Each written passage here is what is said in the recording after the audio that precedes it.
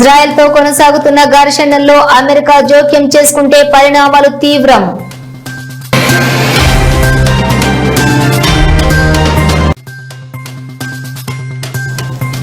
మరో మహిళ తన భర్తకు పురుగుల మందు ఇచ్చి హత్య చేసిన ఘటన జార్ఖండ్ లో వెలుగు చూసింది.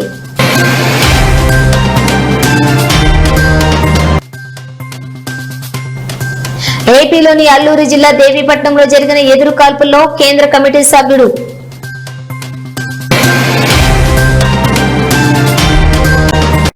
కొనసాగుతున్న ఘర్షణల్లో అమెరికా జోక్యం చేసుకుంటే పరిణామాలు తీవ్రంగా ఉంటాయని Iran supreme leader Ayatollah Ali Khamenei చేసిన హెచ్చరికలపై ట్రంప్ తీవ్రంగా స్పందించారు. ఇరాన్ తన హద్దులు దాటిందన్న ట్రంప్ ఈ అంశంపై స్పందించడం ఇప్పటికే చాలా ఆలస్యమైందన్నారు. ఇరాన్ లేదా దాని అణుకేంద్రాలే లక్ష్యంగా దాడులు చేసే యోచనలో అమెరికా ఉందని విలేకరులు అడిగిన ప్రశ్నకు స్పష్టతనిచ్చేందుకు ట్రంప్ నిరాకరించారు. మేఘాలయ హనీమూన్ హత్య మరవక ముందే మరో మహిళ తన భర్తకు పురుగుల మందు ఇచ్చి హత్య చేసిన ఘటన జార్ఖండ్ లో వెలుగు చూసింది. గర్హా జిల్లాలో బహుకుదుర్ గ్రామానికి చెందినటువంటి సునీతాదేవి భర్త బుద్ధనాథ్ సింగ్ తిన్న ఆహారంలో విషం కలిపి హత్య చేసింది. ఈ నెల 15న బుద్ధనాథ్ సింగ్ అనుమానాస్పద స్థితిలో మరణించాడు. మృతుడు తల్లి ఫిర్యాదు మేరకు పోలీసులు దర్యాప్తు చేయగా భార్య తన భర్తను చంపినట్లు తేలింది. సమోసాల్లో పురుగుల మందు కలిపి భర్తకు తినిపించి హత్య చేసినట్లు వెల్లడించింది.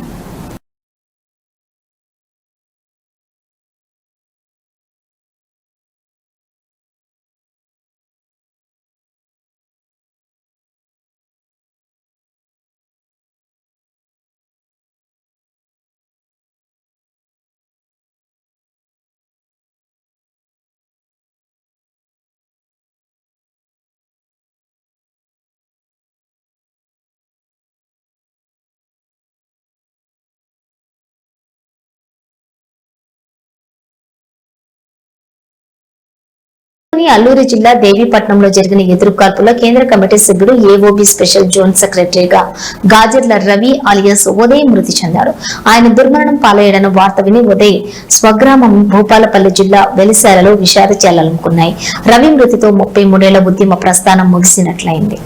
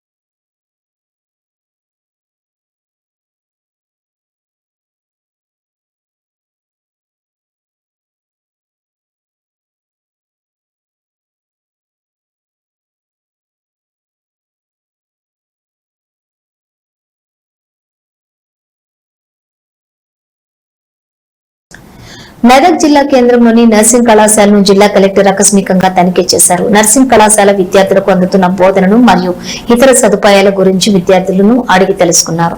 నర్సింగ్ కళాశాల విద్యార్థులకు మెరుగైన బోధన మరియు సహకార్యాలను అందించడమే ధ్యేయంగా ప్రభుత్వం పనిచేస్తోందని స్పష్టం చేశారు. నూతన నర్సింగ్ కాలేజ్ భవన నిర్మాణం కొరకు ప్రభుత్వం నిధులు మంజూరు చేసిందని త్వరలోనే పనులు ప్రారంభిస్తామని తెలిపారు. ఈ కార్యక్రమంలో కళాశాల సిబ్బంది తదితరులు పాల్గొన్నారు. సూర్యాపేట జిల్లా కోటపహాడ్ గ్రామ పంచాయతీ పరిధి తట్టకుంట తండా నివాసి బానోతు విజయ్ మనస్తాపంతో తన వ్యవసాయ పొలం వద్ద పురుగుల మందు తాగింది.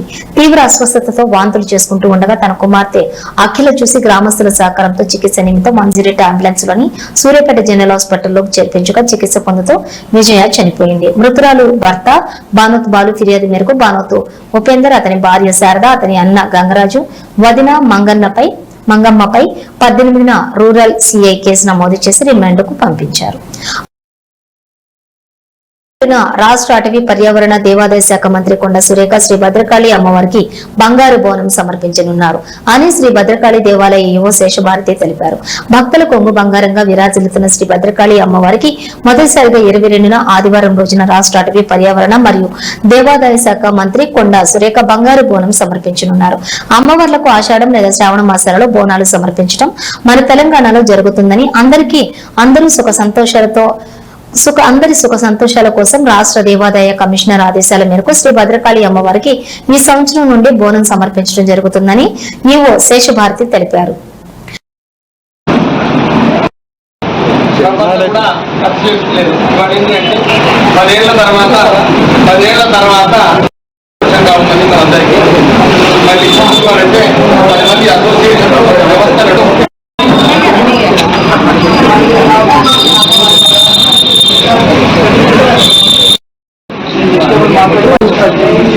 గత 20 సంవత్సరాల నుంచి నాకు ఒక కోరిక ఉంది. ఇప్పుడు అమ్మవారు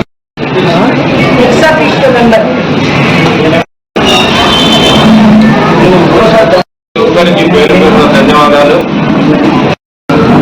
నాకు ఆయన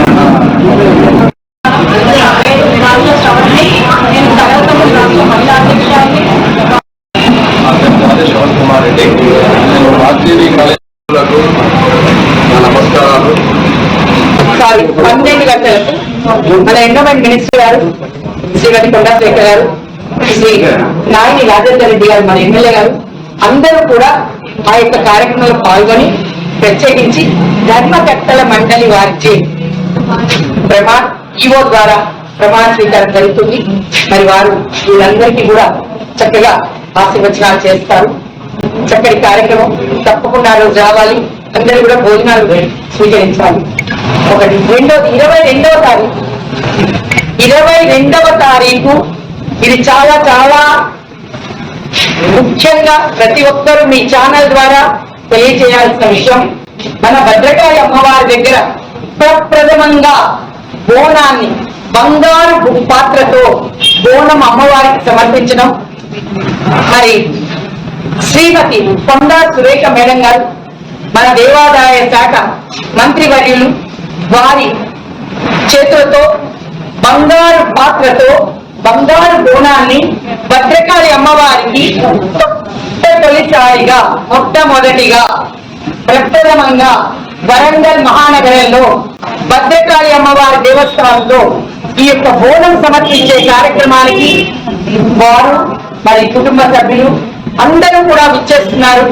మన ఎమ్మెల్యే గారు, వారి కుటుంబ సభ్యులు, మరి పెద్దలు అందరూ ఎంపీలు, ఎమ్మెల్సీలు అందరినీ కూడా ఆహ్వానించడం జరుగుతోంది. కనుక ప్రతి ఒక్కరూ 22/6/2025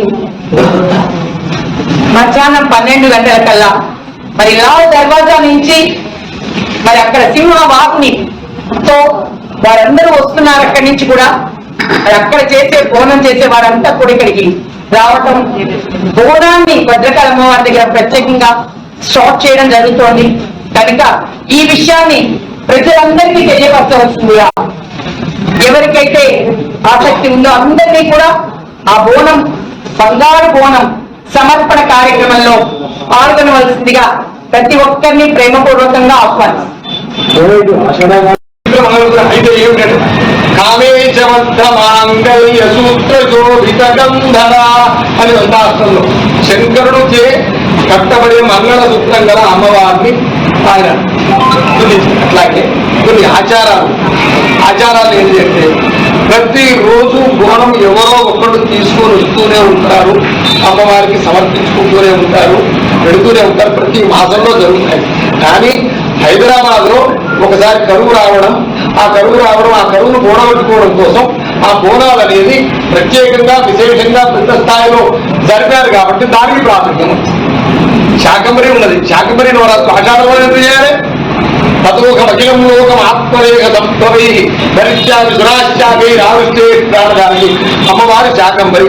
ఎప్పుడైతే లోకంలో కరువు వచ్చిందో ఆ దేవతలంతా ఋషులంతా ప్రార్థిస్తే ఆమె శరీరం నుంచి పలు విధములైన శాకములు అన్నపానాలతో ఫలములు ఆవిర్భవించి లోకంలోనికి కూడగొట్టింది. అది వాస్తవం. గ్రీష్మంతో ఆషాఢ మాసంలోనే కూడగొట్టిందా అంటే లోకంలో జరిగిన వాస్తవం. గ్రీస్ గుణ విశేషే ఫల విశేష. ఒకసారి 1967లో కరువు వచ్చింది, 7 ఏళ్ల కరువు వచ్చింది. ఒకేసారి మొత్తం ఒకే వరుసతో చెరువులన్నీ నిండిపోయాయి. అప్పుడేంది, 7 ఏళ్ల కరువు వచ్చినప్పుడు ఊళ్ళందరినీ సమావేశపరచడం జరిగింది పండితులందరూ. అయ్యా మరి సిద్ధి సప్తసిద్ధిలో శాకంబరీం స్తుమధ్యాయం యవం సంపూర్ణ వల్ల అక్షయ్యం అచ్యుతే శీఘ్రం అన్న బాణామృత ఫలం. శాకంబరీ ఉత్సవం చేస్తే కరువు పోతుందని ఉన్నదయ్యా. మరి కరువు చేద్దాం, పండితులందరూ ఆమోదం చేశారు. శాకంబరీ ఉత్సవం చేశాం, కరువు పోయింది. అప్పటి నుంచి ప్రతి సంవత్సరం చేస్తున్నాం. ఒక్కప్పుడు తెలంగాణలో 10 రకాలు కూడా మొదలైన శాకంబరీ ఇప్పుడు చిత్తూరు జిల్లా ఉపాధ్యక్షులు దమ్మని శ్రవణ్ కుమార్ ముదిరాజ్ జన్మదిన వేడుకల్లో పాల్గొని శాల్వాతో సత్కరించి హార్దిక శుభాకాంక్షలు తెలియజేసిన కుత్బుల్లాపూర్ నియోజకవర్గం కాంగ్రెస్ పార్టీ ఇన్ఛార్జి కోలన్ హనుమంత్ రెడ్డి. ఈ కార్యక్రమంలోని సీనియర్ కాంగ్రెస్ నాయకులు, కాంగ్రెస్ అభిమానులు, కార్యకర్తలు, మహిళలు, మహిళా నాయకులు తదితరులు పాల్గొన్నారు. కుత్బుల్లాపూర్ నియోజకవర్గంలోని సూరారం 129వ డివిజన్ పరిధిలోని టీఎస్ఐఐసి కాలనీకి చెందిన శ్రీ రామచందర్ తీవ్రమైన అనారోగ్యంతో బాధపడుతూ ఉండగా మెరుగైన వైద్య చికిత్స కోసం వారి కుటుంబ సభ్యులు ఎమ్మెల్యే శ్రీ కేపీ వివేకానందని సంప్రదించారు. వారు ప్రజా సంక్షేమాన్ని ప్రథమ ప్రాముఖ్యతగా తీసుకున్న ఎమ్మెల్యే వెంటనే స్పందించి ముఖ్యమంత్రి సహాయ నిధి అంటే సీఎంఆర్ఎఫ్ ద్వారా 2 లక్షల ఆర్థిక సహాయాన్ని మంజూరు చేయించగా స్థానిక కార్పొరేటర్ మంత్రి సత్యనారాయణ ఎల్ఓసి చెక్కును లబ్ధిదారుడు రామచందర్ కుటుంబానికి చింతల్లోని ఎమ్మెల్యే కార్యాలయంలో అందజేశారు. ఈ సందర్భంగా వారు మాట్లాడుతూ అర్హులైన ప్రతి కుటుంబానికి ప్రభుత్వం అండగా ఉండాలనే లక్ష్యంతో సీఎంఆర్ఎఫ్ పథకం అమలవుతోందన్నారు. ఈ కార్యక్రమంలో డివిజన్ ప్రధాన కార్యదర్శి ఎంవి సిద్దిక్ నాయకులు చెక్క సురేష్, హెచ్ఏఎల్ బషీర్ తదితరులు పాల్గొన్నారు. నెంబర్ 6 చిన్నారుల్లో పోషకాహార లోపం లేకుండా రాత్రి ప్రభుత్వం అంగన్వాడీ పాఠశాలల్లో పిల్లలకు అందిస్తున్న ఎగ్ బిర్యానీ చాలా బాగుందని హైదరాబాద్ జిల్లా కలెక్టర్ హరిచందన్ దాసరి అన్నారు. బుధవారం ఎంజీ నగర్ లోని మురాద్ నగర్, చాచా నెహ్రూ నగర్ లోని అంగన్వాడీ కేంద్ర ప్రభుత్వ ప్రాథమిక పాఠశాల, అందుల హాస్టల్, బస్తీ దవాఖానాలను కలెక్టర్ ఆకస్మికంగా సందర్శించి పరిశీలించారు. బస్తీ దవాఖానాను సందర్శించి బస్తీ వాసులకు అందిస్తున్న వైద్య సేవల గురించి ఓపీ వివరాలను మెడికల్ ఆఫీసర్ ను అడిగి తెలుసుకున్నారు. జిల్లా సంక్షేమ అధికారి అక్కేశ్వరరావు, సిడిపిఓ రేణుక, వార్డెన్ చిరంజీవి, ప్రధానోపాధ్యాయులు అబ్దుల్ సాజిద్, డాక్టర్ కార్తిక్, సూపర్వైజర్ రమ్య, సిబ్బంది తదితరులు పాల్గొన్నారు.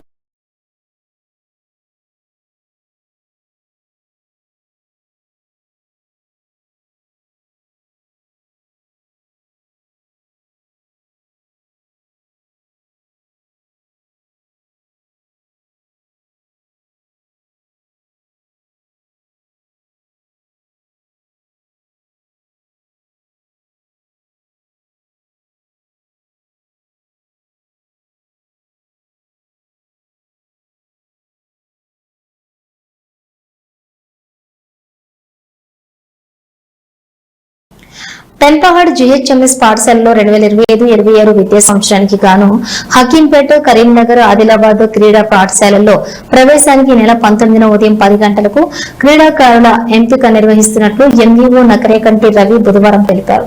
విద్యార్థి ఈ అవకాశాన్ని సద్వినియోగం చేసుకోవాలన్నారు. రామాయంపేట రైతు బజార్ మటన్ మార్కెట్ లో మున్సిపల్ కార్మికులు రెగ్యులర్ గా చెత్తను తొలగించకపోవడంతో ఈ ప్రదేశాలు చెత్త నుండి చెత్తతో దుర్వాసనతో ఈగల విహారంగా మారాయి.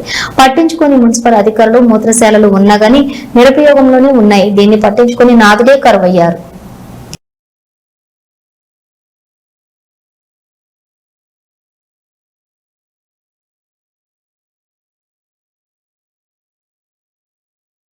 మహబూబాబాద్ జిల్లాలోని మీడియా సమావేశంలో మాట్లాడిన బహుజనవాది డాక్టర్ వివేక్ సంచలన నిర్ణయం తీసుకున్నారు. భూపాల్ నాయక్ స్థాపించిన కిసాన్ పరివార్ సంస్థ సీఈఓగా కొనసాగిన నేను నా పదవికి మాత్రమే రాజీనామా చేస్తున్నానని, భూపాల్ నాయక్ తో పరిచయాలు ఎప్పటికీ అలాగే ఉంటాయన్నారు. సంస్థ సీఈఓ పదవికి మాత్రమే రాజీనామా చేస్తున్నట్లు, ఎప్పటికీ ప్రజలకు అందుబాటులో ఉంటానని తెలిపారు. నేను పరిపూర్ణంగా ప్రజాక్షేత్రంలోనే ఉంటా, అంటే రాజకీయంలో కాదు, మళ్ళా రిపీట్ చేస్తా ఉన్నా, ప్రజాక్షేత్రంలోనే ఉంటా, ప్రజల కొరకు, ప్రజల చేతకు, ప్రజల వద్దకే ఉంటా. ఇంకా ఏమైనా డౌట్ వస్తే ఈ కేవలం నేను కిసాన్ పరివార్ లిమిటెడ్ ఏవైతే పదవులలో, అదే విధంగా ఉద్యమం నుంచి నేను కిసాన్ పరివార్ సీఈఓగా రాజీనామా చేస్తా ఉన్నా. ఈ క్షణం నుంచి 24 గంటలు by 7 నేను పరిపూర్ణంగా ప్రజాక్షేత్రంలోనే ఉంటా, అంటే రాజకీయంలో కాదు, మళ్ళా రిపీట్ చేస్తా ఉన్నా, ప్రజాక్షేత్రంలోనే ఉంటా, ప్రజల కొరకు, ప్రజల చేతకు, ప్రజల వద్దకే ఉంటా.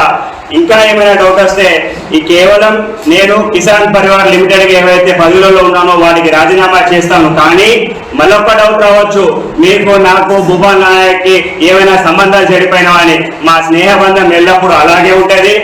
మా కేవలం ఏదైతే సంస్థలో నేను ఒక పదవి పెట్టుకొని ప్రజాసేవ నాకు ఆటంకం కలుగుతా ఉంది కాబట్టి ఆ సంస్థ నుంచి మాత్రమే బయటికి వస్తా ఉన్నా. నేను నా ఫ్యామిలీ ఆయన ఫ్యామిలీకి ఉన్నటువంటి బంధాలు అలాగే ఉంటాయి. అదేవిధంగా భూపాల్ నానావత్కి నాకు నా స్నేహబంధం ఎప్పుడు వరకు అప్పటి వరకు పోతూనే ఉంటది. గత సంవత్సర కాలంలో ఒంటరిగానే పోరాటం చేస్తా ఉన్నా, ఎవరికి ప్రతినిధిగా లేను, ఏ సంస్థకి ప్రతినిధిగా లేను. ఇక ముందు చేసే పోరాటాలు కూడా ఒంటరిగానే చేస్తా. డిఎస్ఎఫ్ఐ ఆధ్వర్యంలో ఈ యొక్క సంస్థనే ముందుకు తీసుకుపోయి పరిపూర్ణంగా డిఎస్ఎఫ్ఐ దేశవ్యాప్తంగా ఏ విధంగా ముందుకు తీసుకుపోవాలనే కార్యాచరణతో ముందుకు పోతాం తప్ప ఒక సంస్థలకు కానివ్వండి, ఒక వ్యక్తులకి కానివ్వండి, ఏ పార్టీలకి కానివ్వండి ఇప్పటికైతే మేము ప్రతినిధిగా ఉండబోము. ఇంకా ఏమైనా క్వశ్చన్స్ ఉంటే చెప్పండి. వాసవి క్లబ్ కోదాడ అధ్యక్షులు సేకు శ్రీనివాసరావు పుట్టినరోజు సందర్భంగా సూర్యాపేట జిల్లా కోదాడ నయానగర్ లోని వారి నివాసంలో ఫ్రూట్ కటింగ్ చేయించి సెలవుతో సన్మానించి శుభాకాంక్షలు తెలిపారు. ఈ సందర్భంగా వాసవి క్లబ్ అధ్యక్షులు సేకు శ్రీనివాసరావు మాట్లాడుతూ పుట్టినరోజు సందర్భంగా తనకు శుభాకాంక్షలు తెలిపిన వాసవి క్లబ్ వనితా క్లబ్ అధికారులకు, సభ్యులకు అందరికీ కృతజ్ఞతలు తెలిపారు. ఈ కార్యక్రమంలో వాసవి క్లబ్ సెక్రటరీ పత్తి నరేందర్, కోశాధికారి వెంపటి ప్రసాద్, ఆర్సి బెలిదే భరత్ కుమార్, జెడ్సీ వంగవీటి నాగరాజు పాల్గొన్నారు. అధికారులందరి తరఫున కోరుకుంటూ శుభాకాంక్షలు తెలియజేస్తున్నాం. ఈ కార్యక్రమంలో వాసవి క్లబ్ ఐపీసీ పబ్బా గీతా గారు, జైన్ ప్రసాద్ గారు మరియు డిస్టిక్ ఇన్ఛార్జిగా చల్లా లక్ష్మణ్ సార్, నేను ఆర్సీ బెల్దే భరత్ మరియు జెడ్సీ వంగవీటి నాగరాజు, వనితా క్లబ్ అధ్యక్షురాలు నాగలక్ష్మి గారు, కోశాధికారి స్వాతి గారు, డిపిఓ యాదా రాణి గారు,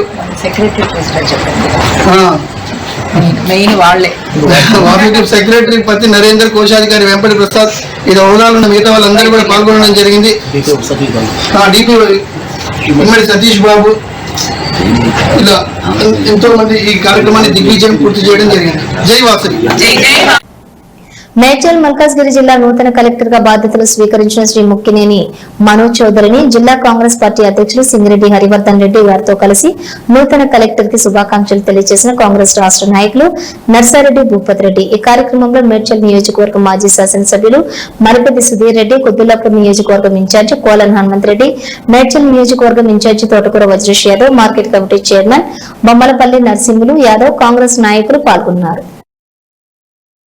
కుద్దులాపూర్ నియోజకవర్గం Nizampet municipal corporation Bajpalli Congress party కార్యాలయంలో ఎన్ఎంసీ అధ్యక్షులు కోలం రాజశేఖర్ రెడ్డి ఆధ్వర్యంలో నిర్వహించిన ఏఐసిసి అగ్రనేత రాహుల్ గాంధీ పుట్టినరోజు వేడుకల్లో పాల్గొని కేక్ కట్ చేసి శుభాకాంక్షలు తెలిపిన నియోజకవర్గం కాంగ్రెస్ పార్టీ ఇన్ఛార్జి కోలం హనుమంత్ రెడ్డి. ఈ కార్యక్రమంలో సీనియర్ కాంగ్రెస్ నాయకులు మరియు డివిజన్ నాయకులు, మహిళా నాయకులు పాల్గొన్నారు. ఎమ్మెల్యే క్యాంపు కార్యాలయంలో గురువారం రాహుల్ గాంధీ 55వ జన్మదిన వేడుకలు మెదక్ కాంగ్రెస్ పార్టీ అధ్యక్షులు ఆంజనేయులు గౌడ్, మాజీ municipal chairman Chanderpaul, Congress party senior నాయకులు హఫీజుద్దీన్ ఆధ్వర్యంలో ఘనంగా నిర్వహించారు. కేక్ కట్ చేసి శుభాకాంక్షలు తెలిపారు. ఈ సందర్భంగా మున్సిపల్ మాజీ చైర్మన్ చంద్రపాల్ మాట్లాడుతూ రాహుల్ గాంధీ ఆదేశాల మేరకు తెలంగాణ రాష్ట్రంలో బీసీ కులగణన చేపట్టడం జరిగిందన్నారు. నాయకులు రాగి అశోక్, దుర్గాప్రసాద్ తదితరులు పాల్గొన్నారు. రేవంత్ రెడ్డి గారి నాయకత్వంలో రాష్ట్రంలో కాంగ్రెస్ పార్టీ అధికారం రావడం జరిగింది. ముఖ్యంగా కులగణన దేశంలో ఏ రాష్ట్రంలో కూడా కులగణన జరగలేదు. అది ప్రత్యేకంగా కేవలం బీసీ శాతం ఎంత, మైనార్టీలు ఎంత, ఓసీలు ఎంత అనేటువంటి శాతాన్ని తెలిసినటువంటి రాష్ట్రం ఏదైనా భారతదేశంలో ఉందంటే మరి వారి నాయకత్వంలో, రేవంత్ రెడ్డి గారి నాయకత్వంలో ఈరోజు మరి కులగణన జరిగింది. దానికి అనుగుణంగా బీసీలకు 42% రిజర్వేషన్ ఇస్తారన్న మాట ఇచ్చి రాబోయే ఎన్నికల్లో మరి కేంద్ర ప్రభుత్వం పార్లమెంట్ లో పంపించినటువంటి బిల్లును ఆమోదిస్తే చట్టబద్ధంగా, లేనట్లయితే 42% రిజర్వేషన్లు బీసీలకు కల్పించి పార్టీ పరంగా కల్పించి ఎన్నికలు పోయే విషయంగా అడుగులు వేస్తున్న రాహుల్ గాంధీ గారి నాయకత్వంలో ముందు పోతా ఉన్నాం. వారు నిండు నూరేళ్లు ఆయుధ ఆరోగ్యాలతో, అష్టైశ్వర్యాలతో మరి రాబో కాలంలో వారు ప్రధానమంత్రి పదవిని అధిష్ఠించాలని ముక్తకంఠంతో ఈరోజు మెదక్ నియోజకవర్గ ప్రజలంతా కూడా మరి ముఖ్యంగా మా యువ ఎమ్మెల్యే రోహిత్ రావు గారి నాయకత్వంలో ప్రధాని కాబోయే ప్రధానమంత్రి శ్రీ రాహుల్ గాంధీ గారి 50వ జన్మదిన సందర్భంగా ఈరోజు మెదక్ క్యాంప్ కార్యాలయంలో ఆయన జన్మదిన వేడుకలు ఘనంగా జరుపుకోవడం జరిగింది. రాహుల్ గాంధీ గారు ఆయుధాలతో రాబోయే కాలంలో ప్రధానమంత్రి కావాలని ఆ భగవంతుని అల్లాను యేసుకోవడం జరిగింది. అదేవిధంగా భారతదేశంలో రాహుల్ గాంధీ గారు ఈరోజు విదేశాలు కులమత పేరు చెప్పి విదేశాలు వచ్చే విధంగా మతతో పార్టీ పాదయాత్ర చేస్తుంటే రాహుల్ గాంధీ భారత్ జోడో యాత్ర పేరుతో ఈరోజు కన్యాకుమారి నుండి కాశ్మీర్ వరకు దాదాపుగా 4,000-5,000 కిలోమీటర్లు నడిచి సేవాభావాన్ని దేశాన్ని ఐక్యతం చేయడానికి భారత్ జోడో యాత్ర చేయడం జరిగింది. ఆయన మమేకం ప్రతి రోజు కూడా ప్రజలతో మమేకం ఉండి ప్రజలతో నిత్యం గడుపుతున్నారు రాహుల్ గాంధీ గారు. ఈరోజు మీరు సోషల్ మీడియాలో